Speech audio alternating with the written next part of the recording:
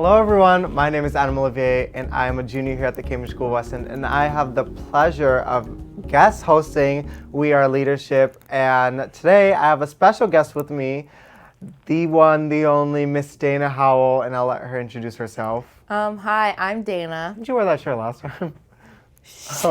Hi, I'm Dana, and yes, we filmed this episode twice. I'm Dana. I'm the host of WeAre Leadership, and I'm also a senior here at the Cambridge School of Weston. I've been at CSW for 4 consecutive years. Woohoo! And yeah. All right, let's get into the way of things. This is a leadership podcast, as you say, and I just want to know how did this all start? How did this journey of this specific kind of podcast start? By the time people are watching this, it's going to be Thursday, and your capstone is tomorrow. Mm-hmm. And so what are people looking forward to? What are you going to say that's going to kind of bring people in? I think the big thing for my capstone is the why. Why I did it, what was the purpose, what my hopes are for WeAre after I leave. And I think a lot of people I've gotten so many questions. I've gotten, why did you decide to call it what you're calling it? Are we going to stop filming after this? Which is no, I'm not. Are you looking forward to receiving more positive feedback? And I think that's the thing that people I think haven't realized is I've gotten negative and positive feedback. Not negative, but I've gotten critiques and I've gotten, hey, this sounds too low, or the camera quality is not the best. And I mean, I think the camera quality is always amazing, but you'll have to see on Friday. But I think it's just the main question is why. Why did I do what I did, and why did I take a 9-month school year to figure something out like this? And I think it gets into a little bit about your journey, your upcoming and your journey through leadership since freshman year. And let's talk about that. What got you started at the Cambridge School? You think of little Dana, 9th grader, coming in, fresh 15 or whatever, and it's I was 14. Oh, fresh 14. You were wow. 15. I fresh was 14. Coming in, it's what gave you that push to kind of start your leadership journey? So I came into CSW, and I want to say freshman year, I started off in a really large friend group. I'm talking we were in COVID and we weren't supposed to sit next together. But Adam, take a long table this and add because this was to back them. when the dining hall had the longer tables not the and the screens. Yeah. We didn't have screens at my table, but I started off in a large friend group, and I feel in high school, large friend groups become smaller friend groups. And I kind of needed something to make myself feel like I was leaving an impact, and I needed something of my own, something for me to focus on and kind of want to do. But I also needed other connections. I go to a predominantly white institution, you know this firsthand, and it's hard. It's very much not as easy as people think it is to go from going to charter school in Dorchester, Mattapan, Roslindale, or for me, Fields Corner, and then coming to Weston, Mass as a boarding student, and entering this world where things are so progressive, things are so different. And I think I leaned towards AIA spaces. I had amazing seniors. When I came into CSW, I had Valeria, I had Fadila, and then I had some juniors at the time. I had Camilla, I had Taylor, I had Kai, and they all were involved in an AIA space in some way. So I started off with BSU. BSU, when I first got here, didn't have nobody. Yeah. They didn't have nobody. We met in the black box. Oh my God. We didn't have anybody. And I think then I went to Circle of Sisters. We had a little more people. We weren't that well known of a space as we are now, with Cam and Fatimata taking over, and Gabby kind of getting us to that point when she was here. And so the BSU is kind of where it started for me. I got that push. It all started with the Black History Month presentation that we did that year. Yeah. And Fadila was on the Board of Trustees. She was the boarding rep. She calls me her mini-her because I kind of just took the same path. And Fadila came to me and another student that was here at the time and was like, I want the two of you to kind of do this. And I was like, I can do this by myself. I don't need nobody to do it with me. I've always had, I've forever had that I can do it by myself mindset. And I kind of leaped into it and then I kept going with that for the past 4 years, and now I'm a boarding rep on the board of trustees, and that came with time because I was going to run sophomore year, and I did it. I was going to run junior year, and then I pulled my 20 signatures out. Even though I got them in like 15 minutes, I pulled them. Sprained ankle and all. I was running around this campus to get them signatures, and then senior year, I finally decided to run for board of trustees. Funny enough, on election day, 2 days left, and that kind of gets pushing me in the direction of what was that impact that you wanted to make? Going to a PWI as a person of color is hard. It's for some people it's unimaginable. Taking a sense of environment that you literally don't know. It's not something we went through our daily lives on. Every day it's going on the T. Every day it's walking through Fields Corner or Mattapan Square or something else, and not suburban Weston. Like that's completely different. So what kind of drove you to wanting to leave an impact? I think one of the things that I've always accepted about myself is that I have a privilege to be where I am. Yeah. Coming from smaller communities and growing up, and I was one of the kids that transferred all the time. I went to Mecco, hated it, no shame, no shade. No shade. And so when I was like, I want to go to boarding school, my brother went to Middlesex in Concord, and he left a different impact. He was an athlete, and I knew that I wanted my own story, which is why I didn't go to Middlesex. I wanted to come here and do my own thing, and the impact that I wanted to leave was that I can come from somewhere small and go to somewhere larger and still be a voice. And I didn't want to make a lasting impact like, oh, she did so many amazing things, she's so amazing, but I wanted to leave the impact that you can use a leadership position to help other people. And you can use your leadership position, like I think I go home quite often. I'm one of the boarders that's home at least every week. And I think when I go home, it's always like I meet younger relatives, or I have friends and I meet their younger siblings, and they're like, this is what I want to do for school. And I'm like, you can do that.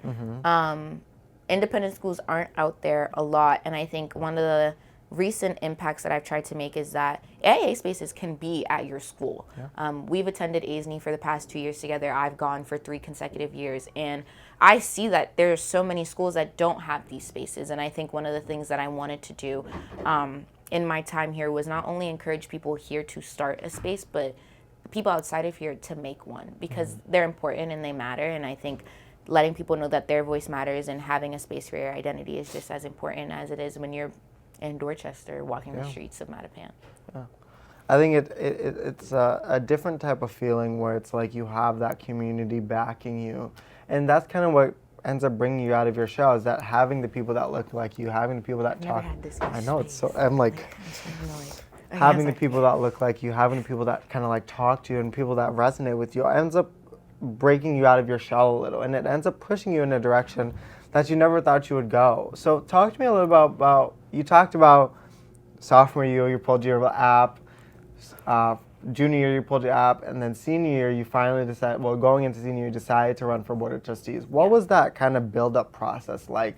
Why did you choose to pull it? Did you feel like the time wasn't right, or did you feel like you had more to learn, or is it something else? I think sophomore year I pulled it because I lacked the confidence. I think leadership is something that definitely gave me the confidence, and I really, really like to, believe it or not, I like to minimize myself to 2 leadership positions. And sophomore year I was a peer mentor and I was head of BSU, and I didn't know at the time that I couldn't do both going into junior year. So I really wanted to I wanted to take my junior year to lock down on one thing. And I had goals for BSU that junior year that I felt like if I devoted all of myself to BSU that year, that those goals would have been accomplished. So that's why I pulled sophomore year. Junior year, I wasn't ready. I think that what I could have done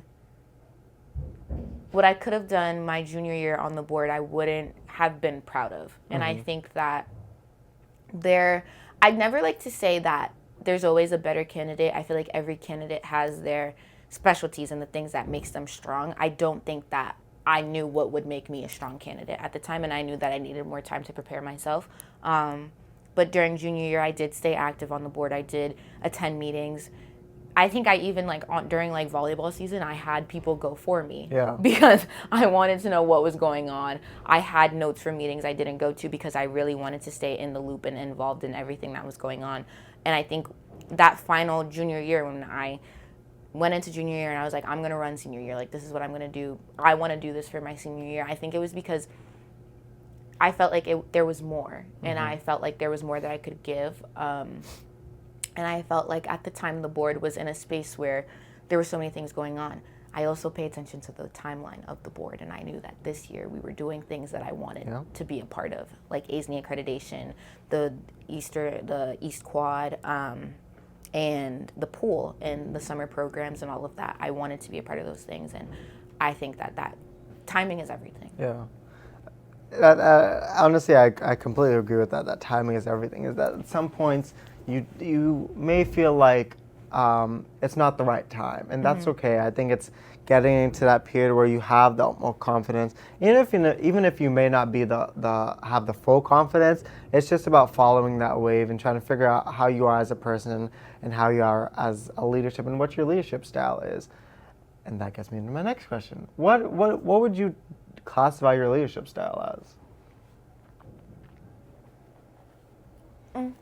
I feel like I'm going to be transparent. If you ask other people, like if I was to ask you, I feel like we'd have two completely different answers.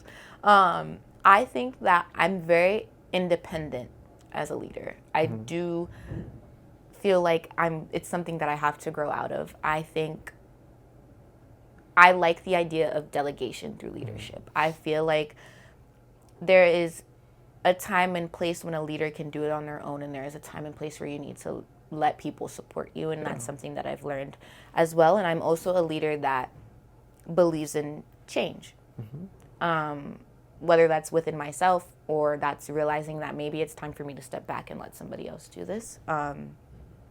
Because I feel like, and this is a conversation I've had with multiple guests on my podcast, leadership is ever changing. It's something that you have to adapt to. It's something that is always going to change, and I feel like that's something that I've developed as a leadership skill and a leadership tactic. I was usually sitting here. And I think it's just something that I definitely have to. I'm an adaptive leader. Yeah. I'm learning. Everything, life literally is about adapting. Yeah. And you have to adapt with your leadership style. Just like you have to, just like the Constitution, you know? Exactly. Shout out Anjali in U.S. Constitution. Shout out U.S. Constitution C block. I'm ready for our debate. I'm prepped. I can't wait to get fitted up for that court trial. Rachel Hirsch, my Supreme Court Justice. Not you trying to kiss ass already. They've never heard me swear on the. Ooh, wow. Love you, Rachel Hirsch. Getting into my last two questions. This is the leadership podcast. You say the same question. You have the same things to a couple people. Is that how I sound when I say it? Yeah. Who is a leader that kind of shaped you or kind of influenced you to get into the things that you were doing here? Current, past, future? I think I have one, and for both. A past leader that has inspired me to do the most and push boundaries. I think I've really gotten into that stage in my leadership where I want an explanation for your no. Yeah. Because if your no is impacting, whether that be the 26 members of BSU or the 312 students on the Cambridge School of Weston campus, I want a reason for your no, and I want a valid reason for it. And I would have to say, definitely Fadila and Kai. You had the honor of meeting Kai, and I think she definitely is someone who broke down doors, fought for all of us, especially students of color, to have what they need and get the opportunities that we deserve as students of color on the CSW campus. And for Fadila, it's she did everything. I feel like Fadila was a dorm leader. You sadly didn't get to meet Fadila. She was a dorm leader. She was a boarding rep on the Board of Trustees for, I think, either 1 or 2 years. Oh, no, I didn't mean Fadila. I meant Arissa. Yes. That's who I'm talking about. And then she was head of BSU, and she fought for BSU for a long time when it had 8 people, when sometimes we only had 2 people, when it was just me and her, just having a conversation. And I think that's who I try to embody in everything that I do, and those are the 2 people that I definitely try to be. In terms of a present leader, I have 2. I would have to say you. You are definitely someone that I've watched grow from being fresh 15 on campus to now you're 18 going into senior year, and you've done so much. And I think what people like not fail to realize, but I think what I've come to understand is that like you don't have 8 arms really, but you have 8 arms like fake ones. And I think I've always like respected your limit on what you can do and your ability of time management and how much effort you put into the things that you do. For example, this, like I get to work with you on this and it's so much fun. And even though sometimes my computer don't work, it's fine. God forbid that laptop. I'll come see you soon, tech, or I'm just gonna do one. And then I think I have to say Cameron Bishop. I love Cam so much. I've watched Cam definitely come out of her shell in so many different ways. And for me, she's a leader that stands her ground. She's very much one that fights for the people that she's around. She knows her worth, and I think that's what makes her such a strong leader. If I had to pick a future leader, I would have to say Nia Fifield. Nia is someone that I think has so much potential in her leadership, and I get emotional when I talk about Nia because I've watched not just Nia, but all 3 of you become like these amazing people, and I see how Nia looks at all of us and goes like, okay, like I can do this because I see them doing it. And let me take a second. Hold on. Okay. And I'm just proud of her. Like I'm proud of all of you, and I think that I want Nia to put herself out there more, and I want her to embrace who she is and know that she is so amazing beyond what she's limiting herself to, whether that's being a peer mentor, being on the basketball court. And I hope to see her eventually step into those positions and really make the change that Nia is capable of, because she has so much to show everybody. And I think only you and I and a few other select individuals get to see that. Thinking about Nia. It's emotional. Kind of thinking about my last question is, we've made the decision to keep filming after your capstone. Who are some individuals that you want to see really make their stamp here? I know the first one, but who are the others? I'm dying to get Leah Silva on my podcast. Leah Silva. We've talked. Stay tuned. We've talked. We've been DMing. We were just talking at assembly. We're booking it. We're getting it probably next week. I'm trying to figure it out. I would love to get more like sophomores on my podcast. Get that sophomore class out here. Sarah Beth. I'd love Sarah Beth to be on my podcast. I feel like she really came into CSW, and honestly, like sometimes I don't even think that she's been here for 2 years. Yeah, sometimes I forget that. Sarah Beth, you're everywhere. Like I feel like Sarah Beth's doing community service stuff, Mixed heritage, ASNE, like everything that Sarah Beth can be a part of, she's a part of, and she's not doing it because it's like, oh, I want to do this because I want to put it on my college resume. She's doing it, and she's doing a really good job at it, and I think those 2 people deserve to be on the podcast. Shoot, I even want Z on my podcast. Oh, yeah. Like, I'd love to have Z on a podcast episode. So many people, so much time. Well, 5 weeks, but... 5 weeks, but a lot of time. Anything you want to plug? What's the big thing? My capstone is Friday. Tomorrow. It's tomorrow. And I do believe it's either in Bio 1 and Bio 3, but stay tuned for my email. Just go to the Garthwaite. You'll find us. There'll be a long line of people leading out the room. No, into the room. You don't want the people to leave. Well, it's because out of there will be a line to get in. Oh, you think it's gonna be that popular? Yeah, it's gonna be packed. Oh, we'd have to open the door. Are you promoting my capstone? Yeah, I'll be there. Oh my gosh, come see us. Yes. You're actually featured in one of my slides. Oh really? Yeah, not too much. And come to the Board of Trustees meeting on May 15th to meet your new student trustees. Hi. And to just see what the board is like. And then senior events, prom is May 17th. And show up, dress up, bling down. Put your best fit on. OOTP outfit of the prom. Make your TikTok transitions and Get your hair done. Graduation June 13th. Oh, Are you gonna put some makeup on? No, I'm gonna get a haircut. Just a little foundation. Put a little just something. a little sprit. Graduation. Graduation. June Come to 13th, graduation on 9 June a.m. 13th, 9 a.m., 11:30. Senior night. Senior night, senior skip day. Senior skip day is the Monday. It's coming up soon. Senior night. Stay even though I'm tuned. not a senior. Stay tuned for our senior prank. It's coming. Senior prank. Senior. You want to switch? Yeah, let's switch. We can do it like the Avengers. Hey. All right. Yeah, I'm back. I didn't like that. There's too much space on the couch. I love it over here. But anyway, thank you so much for watching episode 10 of WeAre Leadership. Woo! And I can't wait for you all to come to my capstone. And thank you so much for watching all these videos. Stay tuned for episode 11. See you next time. See you next time.